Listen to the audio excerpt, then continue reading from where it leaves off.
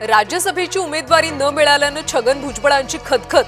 इतरांची मुलं लोकसभेवर राज्यसभेवर मंत्री, इतरांप्रमाणे मलाही न्याय मिळावा, भुजबळांची जाहीर नाराजी।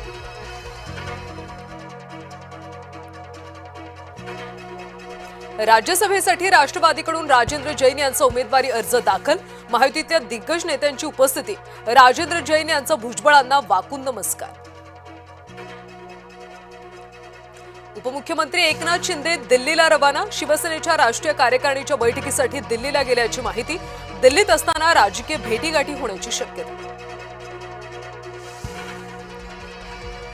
नवी दिल्लीमध्ये आज इंडिया आघाडीच्या प्रमुख नेत्यांची बैठक। उद्धव ठाकरे बैठकीला व्हीसीद्वारे उपस्थित राहणार। दिल्ली दौरा टाळून मुंबईतूनच बैठकीत सहभागी। नाशिक विधान परिषदेतल्या बंडखोरांची महायुतीकडून मनधरणी सुरूच। गोकुळ गीते, प्रसाद हिरे दोघांसोबत मंत्री उदय सामंतांची चर्चा। आज मंत्री गिरीश महाजन बंडखोर उमेदवारांना भेटणार।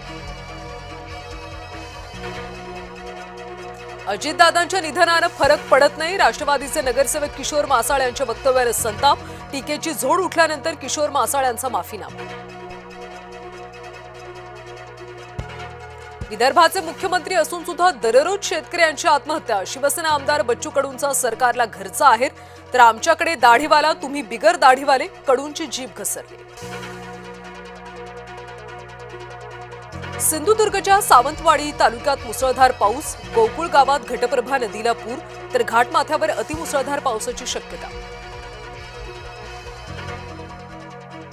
जळगाव जिल्ह्यात वादळी वाऱ्याचा कहर, हजारो हेक्टरवरच्या केळीच्या बागात जमीनदोस्त। केळी उत्पादक शेतकरी आर्थिक संकटात। दादर प्लाझाजवळ बेस्ट बसचा अपघात, एकाचा मृत्यू तर 4 जण जखमी। चालकाचं नियंत्रण सुटल्यानं 2 ते 3 वाहनांना धडक। कोपरगावात मध्यरात्री गावगुंडांचा हैदोस, धारदार हत्यारांचा वाहनांची तोडफोड। अद्याप कोणताही गुन्हा नोंद न झाल्याची माहिती। नाशिकमध्ये महाविद्यालयीन युवतीवर अत्याचार, लग्नाचा आमिष दाखवत दारू पाजून जबरदस्तीने अत्याचार। व्हिडिओ व्हायरल न करण्यासाठी लाखो रुपयांची मागणी। नागपूरच्या स्फोटक कारखान्यांमधल्या होणाऱ्या अपघातांची मुख्यमंत्र्यांकडून गंभीर दखल। स्फोटक नियम 2008 मध्ये सुधारणा प्रस्ताव, राज्य सरकार प्रस्ताव केंद्र सरकारला सादर करणार।